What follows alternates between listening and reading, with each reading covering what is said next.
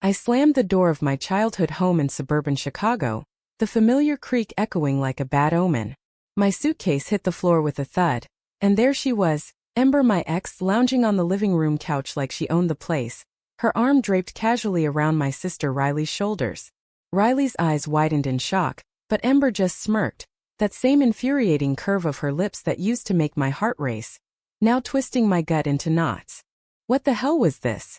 I'd driven cross-country from New York after our brutal breakup, needing the comfort of family to piece myself back together, only to walk into this nightmare.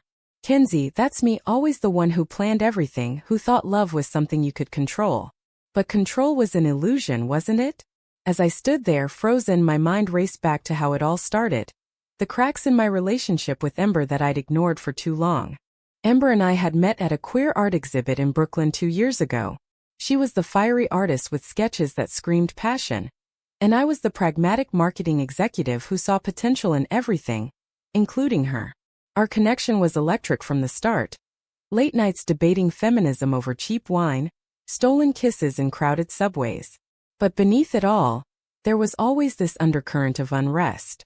Ember craved chaos, thrived on emotional highs and lows, while I needed stability, a future mapped out. The breakup had been inevitable. It happened in our tiny apartment, words flying like daggers. "You're suffocating me, Kenzie," she'd yelled, her blue eyes flashing.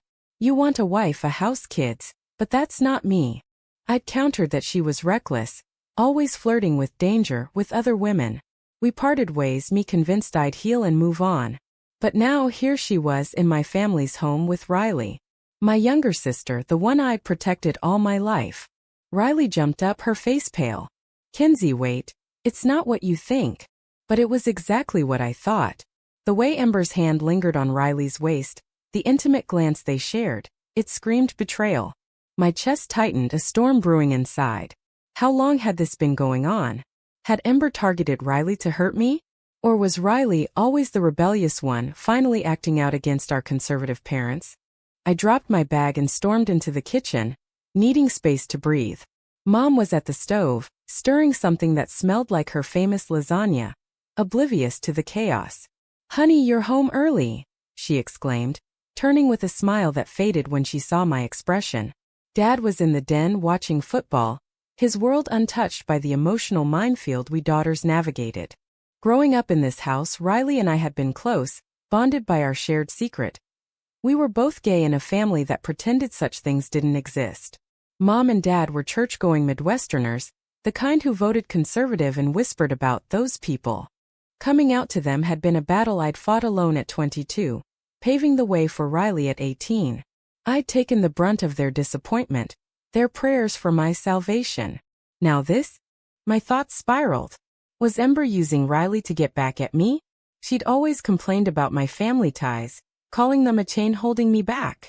Or maybe Riley, feeling overshadowed by my perfect life, saw Ember as a way to claim something of her own. The jealousy I'd sensed between us as kids, Riley resenting my achievements, me envying her freedom, suddenly felt weaponized. I confronted them in the living room. "How could you?"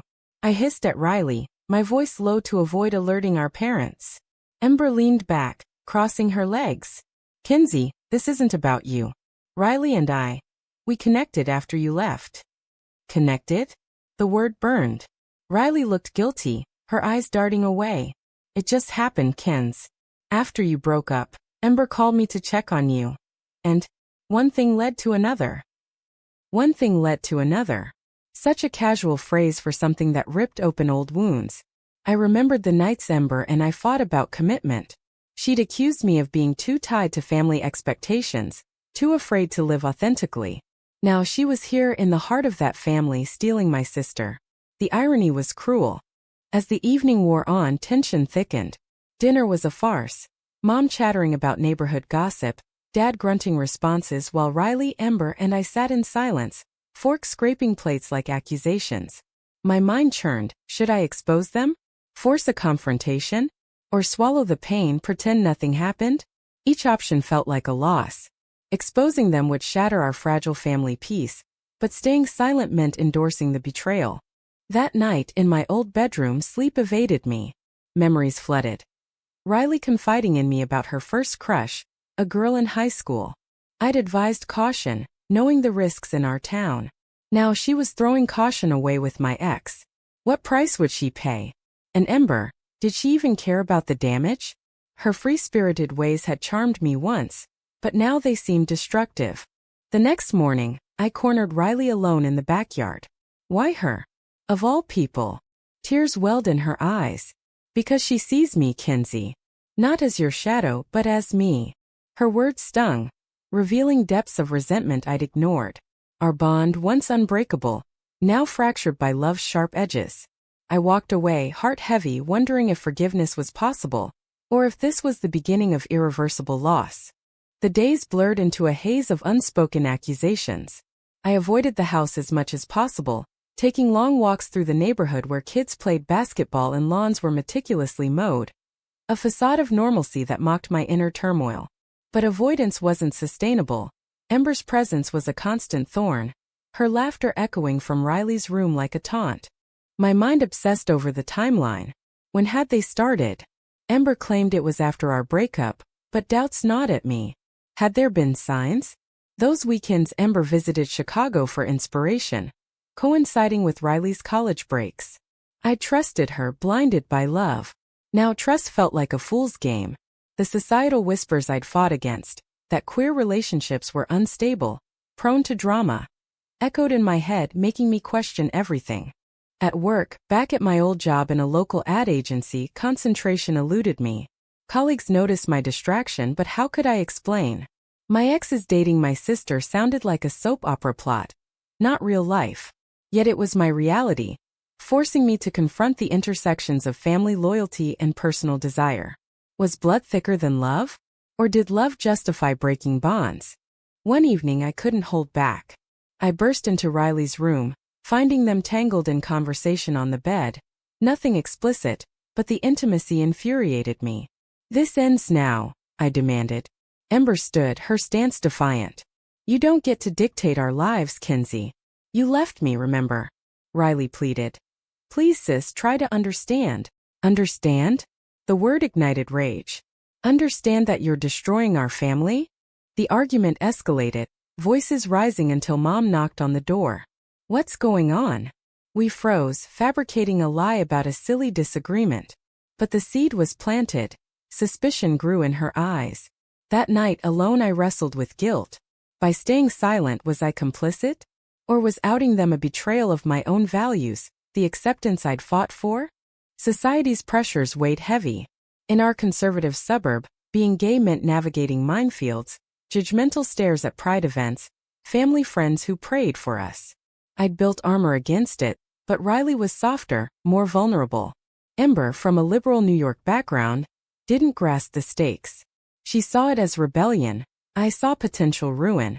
A week later, the first crack showed.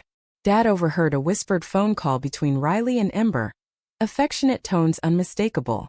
He confronted me, assuming I knew. What's your sister gotten into? This lifestyle of yours is influencing her. His words cut deep, blaming me for Riley's choices. Inner conflict raged. Defend her? Or use this to separate them? I chose defense, arguing for acceptance, but doubt lingered. Was I enabling pain? Riley confided in me later, tears streaming. I love her, Kinsey. But Dad's reaction. It's scaring me. Her vulnerability mirrored my own past fears. Yet resentment simmered. Why drag our family through this with my ex? Ember's influence felt manipulative, her charm a weapon. As tensions mounted, I sought solace in a local LGBTQ support group. Sharing fragments of my story, I heard echoes. Siblings divided by love, families torn by prejudice. It didn't solve anything, but it reminded me I wasn't alone. Still, the moral quandary persisted. Forgive and adapt, or fight and risk alienation? Ember confronted me privately one afternoon. I didn't plan this, Kinsey. Riley reached out after our split. Hurting for you. It grew from there. Her sincerity wavered in my eyes. Was it genuine or a ploy? My heart ached for what we'd lost, but anger dominated. You've crossed a line. Family is off limits. She sighed. Love doesn't follow rules. That statement haunted me. In a world that already marginalized us, Did we owe each other extra loyalty? Or was survival about seizing happiness, consequences be damned? The drama intensified when Mom found a love note from Ember in Riley's laundry. The confrontation was explosive. Tears, accusations, denials. Riley stood firm, declaring her truth while I watched, torn between support and fury. The family dinner that followed was a battlefield. Dad's silence spoke volumes, Mom's questions probing like knives. Ember wasn't there, but her shadow loomed. Riley's defiance cracked under pressure, her eyes pleading with me for help. I spoke up, advocating for understanding, but inside betrayal festered. How much more could I sacrifice? The fallout rippled outward, infecting every corner of our lives.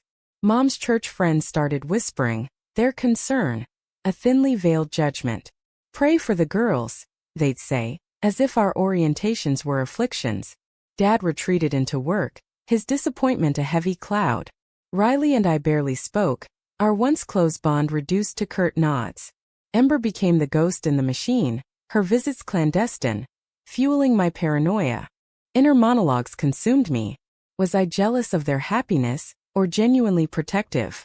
Ember had been mine first. That possessive thought shamed me, clashing with my progressive ideals. Society expected queer women to be paragons of solidarity, but reality was messy, fraught with human flaws. The ethical dilemmas piled up. Loyalty to sister versus self-preservation, acceptance versus boundaries. A turning point came at a family gathering. Aunt Linda, ever the meddler, cornered Riley. I hear you're experimenting. Be careful, dear. Riley snapped, defending her relationship, outing herself and Ember in the process. Chaos ensued. Shocked gasps, Dad's red face, Mom's tears. I intervened, pulling Riley aside. Why drag this out now? She retorted. Because hiding is killing me. Unlike you, I won't pretend. Her words pierced. I'd compromised for years, toning down my identity to keep peace. Riley's boldness exposed my cowardice. But at what cost? The gathering ended in awkward silence, relatives departing with pitying looks. That night, Dad exploded. This family is falling apart because of your choices. He blamed me, the instigator. Pain surged. Had my coming out paved this destructive path? Ember showed up uninvited the next day, demanding a truce. We need to talk, all three of us.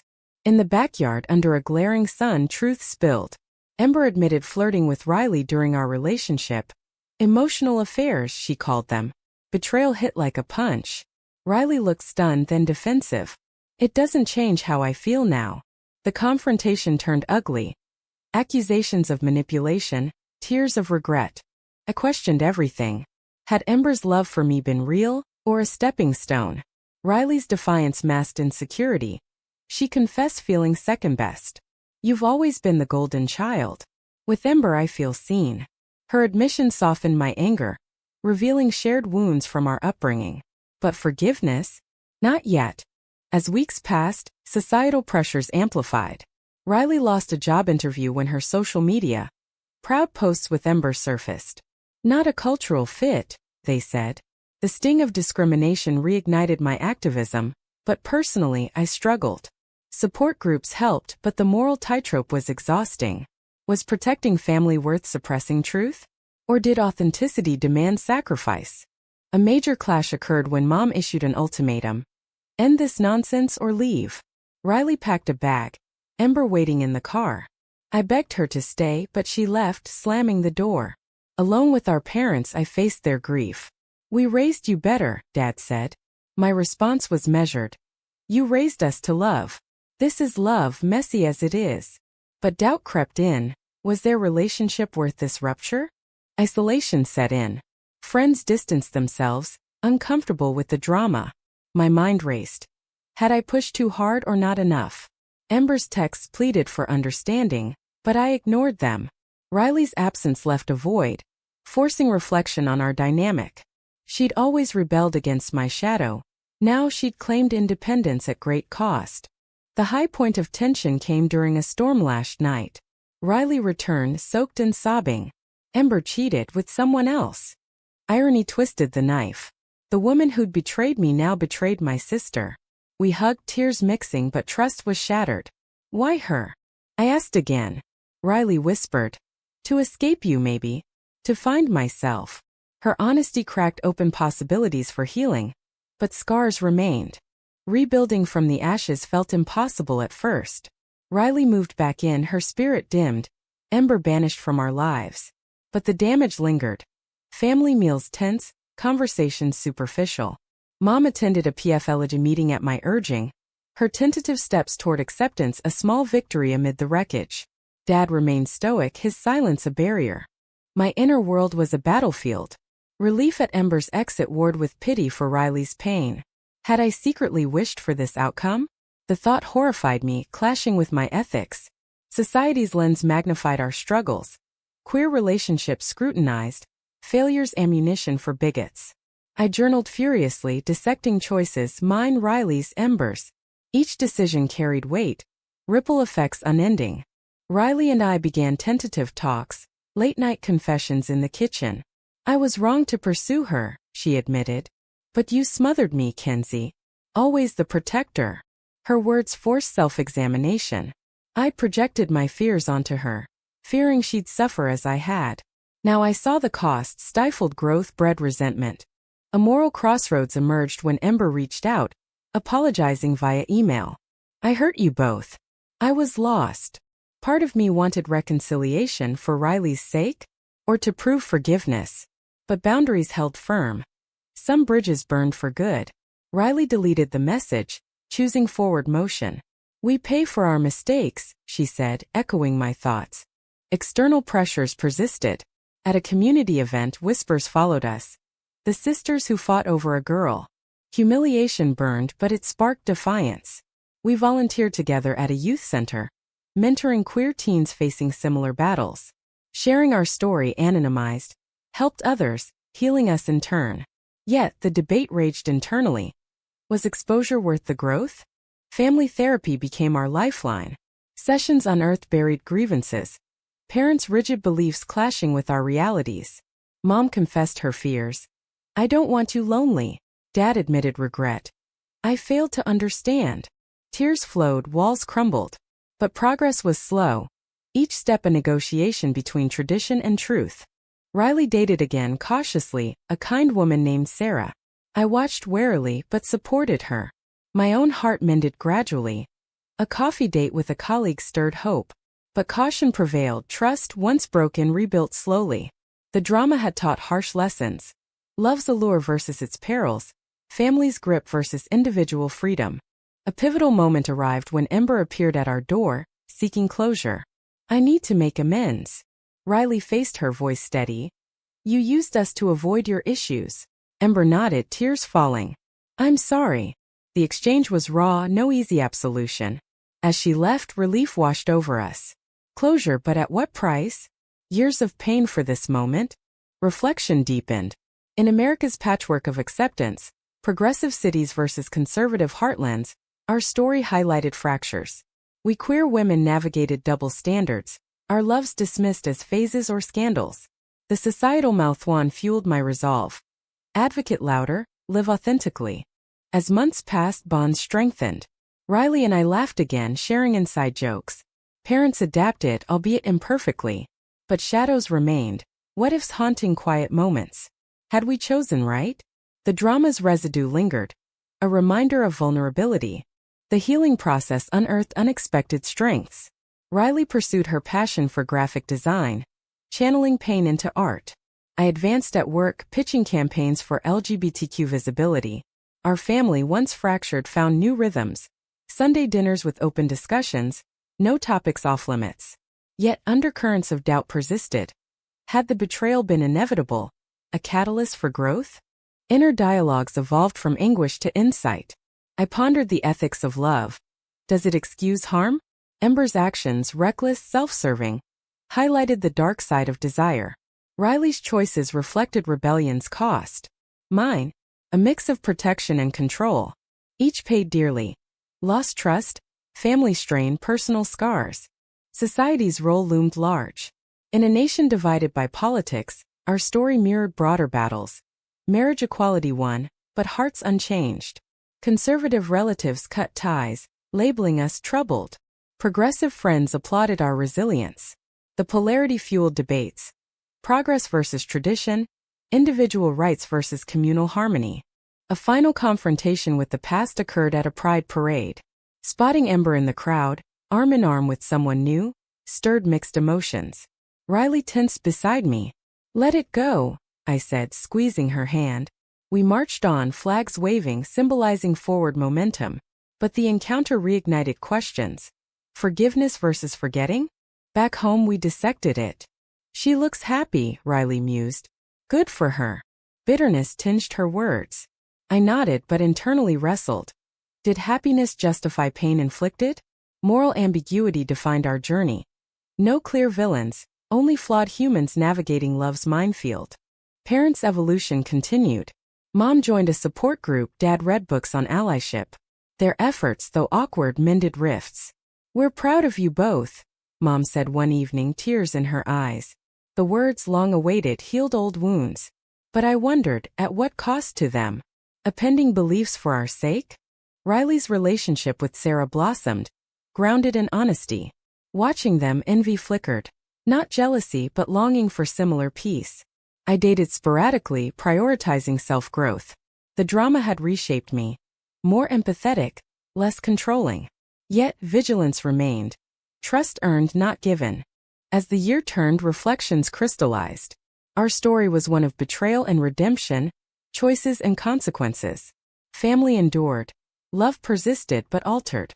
Society's judgments faded in importance. Personal truth reigned. In quiet moments, I contemplated the bigger picture. Queer lives in America. Celebrated in media, challenged in reality. Our experiences underscored resilience amid adversity. But questions lingered, sparking internal debates. Ultimately, the journey taught that love, in all forms, demands sacrifice. Whether familial or romantic, it tests boundaries, forces growth. We emerged stronger but forever changed. Was betraying family bonds for personal love ever justifiable? Or does loyalty always demand the ultimate sacrifice?